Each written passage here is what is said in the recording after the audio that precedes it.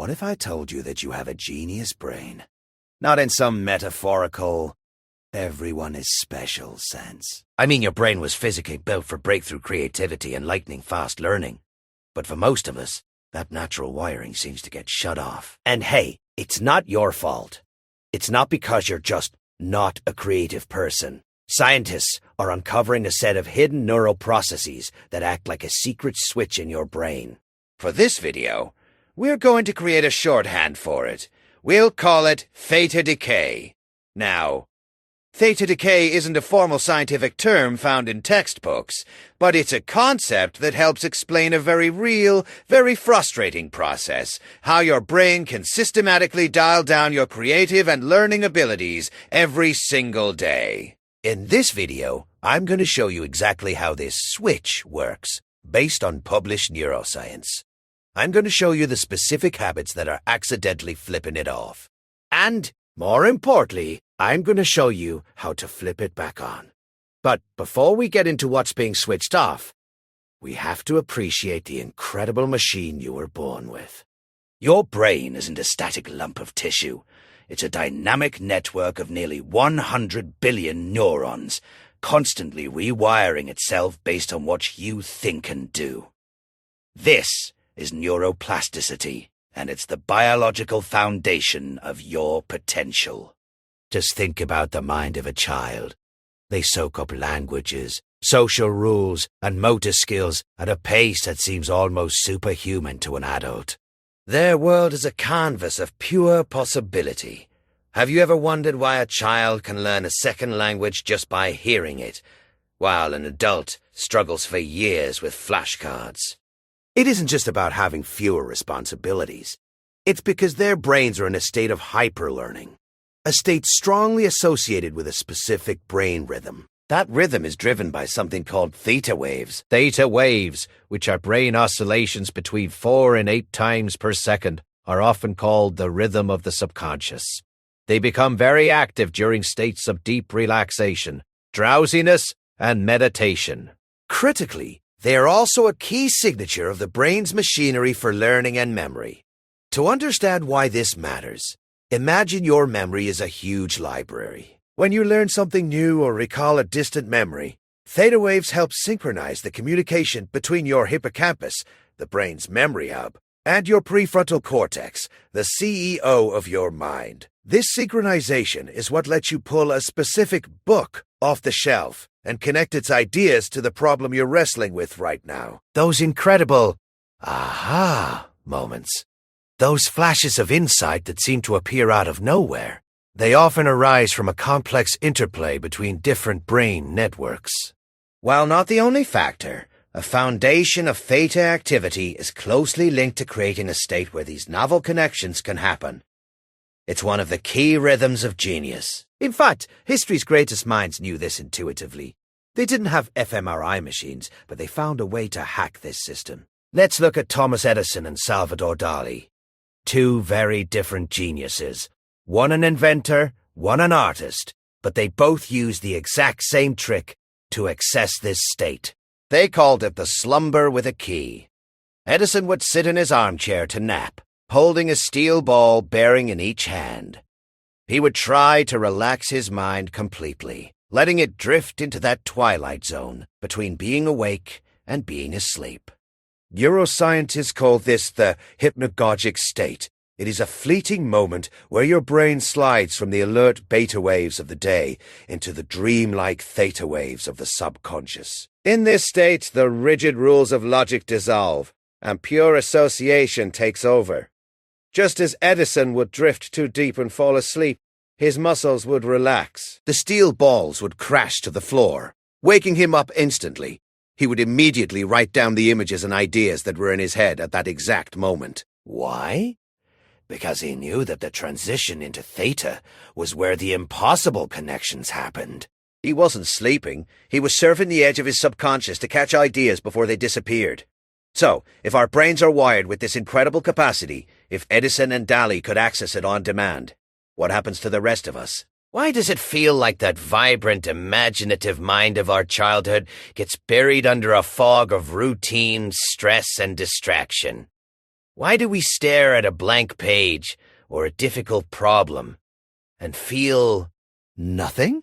The answer lies in the very same system. The mechanism that helps you learn can also be trained to make you stop learning. The switch that turns on your genius can also be used to turn it off. This is the paradox of the brain, and it's the core of what we're calling theta decay. So, we know the potential is there. We know the mechanism exists. The question is, what is blocking it? Again, theta decay is our framework for this video, not a term you will find in a medical textbook. We're using it to describe 3 powerful, scientifically backed processes that systematically degrade your brain's ability to enter those creative, high insight states. Think of these as 3 separate locks on a door. Over the years, without you even realizing it, modern life has turned these locks, shutting you out of your own genius. Let's pull back the curtain on the 3 forces flipping your switch to off. The first killer is a process known in psychology as the blocking effect. To understand this, you have to realize that your brain is, above all else, an efficiency machine. It consumes a massive amount of energy, so it is designed to cut corners and automate everything it can. When it decides something is predictable or redundant, it actively suppresses your attention toward it. Think of it as an overzealous spam filter for reality. In studies exploring the blocking effect, researchers found that if one stimulus perfectly predicts an outcome, the brain learns that association. But if you add a second, redundant stimulus alongside the first, the brain doesn't bother forming a new connection. It ignores it. We experience this phenomenon every single day. Have you ever driven home from work and realized, as you pull into the driveway, that you don't remember a single moment of the drive? That is commuter amnesia. Your brain flagged the route as redundant data. It said, I know this road. I know these turns. I don't need to recall this. And it stopped paying attention. On the surface, this is useful. You don't need to relearn that a red light means stop every time. But in our world of routines, this redundancy filter goes into overdrive. You drive the same route, eat similar foods, talk to the same people, and scroll through the same types of content. Your brain starts flagging huge chunks of your life as redundant. It stops scanning for new details. It's as if that foundational theta activity, which helps tag new information for memory, goes quiet. Your brain stops looking for novel connections because it thinks there's nothing new to see. Your creativity is starved of its most essential fuel, new information. The second killer is your own survival instinct. For our ancestors, the stress response was a lifesaver. When you saw a predator on the savannah, you didn't need to be composing a poem or solving a complex math problem. You needed to run. Your brain evolved a powerful switch for this. When you encounter a stressor, whether it's a tiger, a looming deadline, or just a passive-aggressive email, your amygdala, the brain's alarm bell, goes off. This triggers a cascade of chemical changes designed for immediate survival. Neuroscientifically, what happens is a hostile takeover. The limbic system, your emotional and instinctual brain, hijacks resources from your prefrontal cortex, PFC, the calm, rational CEO of your mind. This is the survival override. It is a neurological state where your brain temporarily loses access to its most advanced creative and analytical tools. Your perspective narrows, physically and mentally. Your thinking becomes rigid and binary. You can't think outside the box because your brain has locked you inside the most primitive box it has to keep you safe. In the short term, this is adaptive, but in our chronically stressed modern lives, this switch can get stuck on. Constant low-grade anxiety keeps the creative prefrontal cortex suppressed. The result is a state of perpetual cognitive lockdown. Your genius isn't just blocked, it is being held hostage by your own survival wiring. The third killer is maybe the most insidious because it often feels like productivity. Distraction. Your brain has a sophisticated gatekeeper system to protect you from being overwhelmed. This filtering mechanism is like a bouncer at a club deciding which signals get into the VIP lounge of your conscious awareness. But what happens when 1,000 people try to rush the door at once? This is your brain on modern life. The constant pings, dings, and notifications create a state of continuous partial attention. Your brain's filtering circuit gets overwhelmed. Instead of focusing on one task, it's frantically jumping from one thing to the next. And it's worse than just losing focus in the moment. Researchers have coined a term for this: attention residue. Studies show that when you switch from task A to task B, like checking a Slack message while writing a report, a part of your cognitive attention remains stuck on task A. You are never fully present with the new task because your brain is still processing the old one. This dismantles deep thought. The long, uninterrupted periods of focus required to connect disparate ideas, solve hard problems, and generate true insight become impossible. The gate is broken, and the sanctuary for deep thinking has been overrun. So, there they are, the redundancy filter, the survival override, and the distraction gate. 3 real documented phenomena that combine to create Theta Decay. They systematically dull your attention, lock you in survival mode, and shatter your focus. Now, we have a choice. We know Theta Decay is happening. The question is, how do we fix it? Historically, you only had one option: the manual path. This involves hours of deep meditation, rigorous discipline, and constantly fighting against your environment to force your brain back into that theta state. It works. Monks and elite performers have done it for centuries. But let's be honest, in the modern world, it is exhausting. But recently, neuroscience has offered us a second option: the technological path.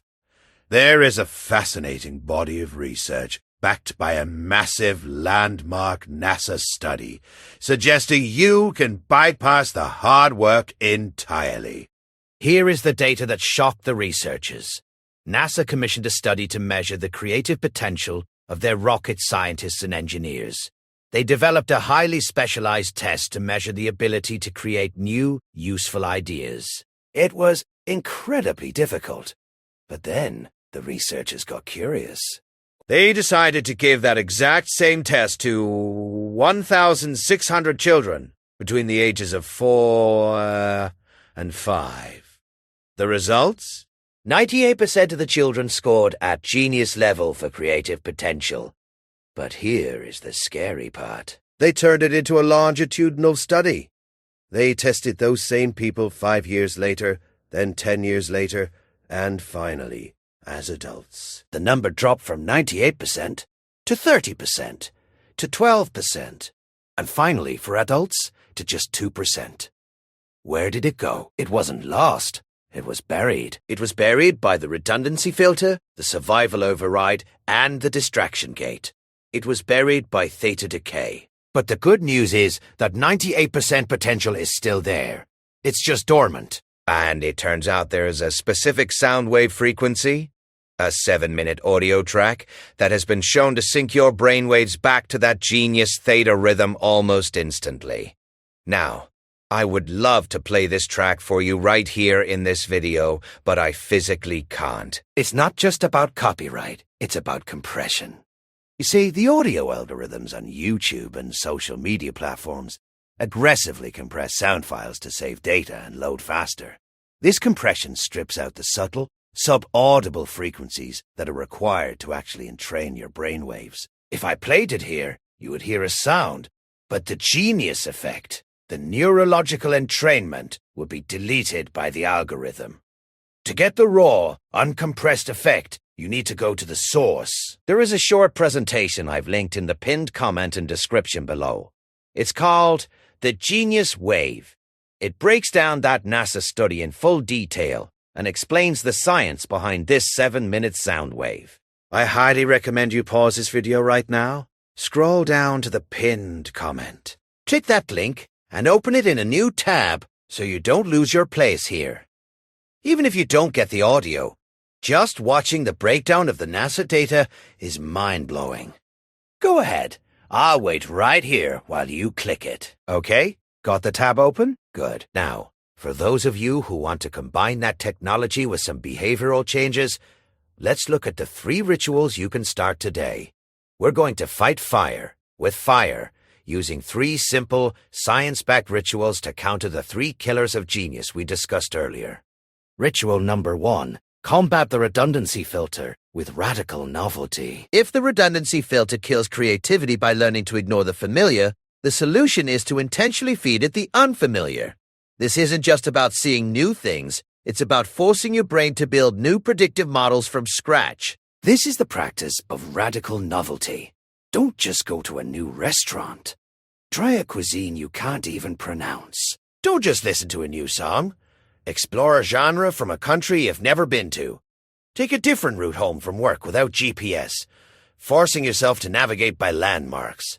When you encounter something truly novel, your brain has no predictive model. It can't be lazy. It's forced to engage, to pay attention, and to fire up the circuits needed to encode new information. You are reopening the floodgates of new information that your creative mind needs to thrive. Ritual number 2. Deactivate the survival override with conscious breathing. The second ritual targets the survival override, that amygdala-driven hijack of your higher mind. You can use your body to send your brain a powerful all-clear signal. The fastest way to do this is with your breath. The practice is called box breathing, and it's used by Navy SEALs to maintain grace under fire. You inhale slowly for a count of 4. You hold your breath for a count of 4. You exhale slowly for a count of 4. You hold at the bottom for a count of 4. And you repeat. Here's the magic happening in your brain. This slow, rhythmic breathing directly stimulates the vagus nerve. It acts as a brake on the fight-or-flight system. As the limbic system stands down, cognitive resources are released back to the prefrontal cortex. It is like manually flipping the switch from survival back to performance. Ritual number 3. Master the distraction gate with strategic boredom. Finally, to combat the distraction gate, we need an antidote that feels totally counterintuitive in our hyper-stimulated world. Strategic boredom. If constant distraction shatters your focus, boredom is the force that allows the pieces to reassemble. This isn't scrolling your phone. That's just low-grade stimulation. This is true, intentional nothingness. Set a timer for 10-15 minutes. Sit in a chair and just do nothing. Look out the window.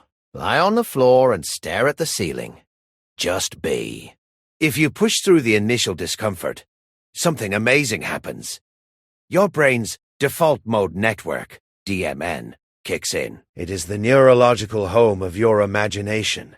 It's during these moments of strategic boredom that quiet, novel connections between distant ideas can finally be made. It's the mental state where the solution to a problem you've been stuck on suddenly appears. For years, we've been told that genius is a gift for a select few. But the truth is, the capacity for brilliance is built into your biology. It's not gone. It hasn't vanished. It may have just been suppressed by Theta Decay. But you are not a passive victim of your own neurology.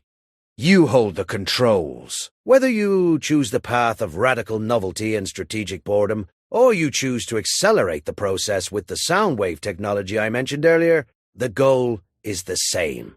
Your brain is not a fixed object, it is a dynamic process.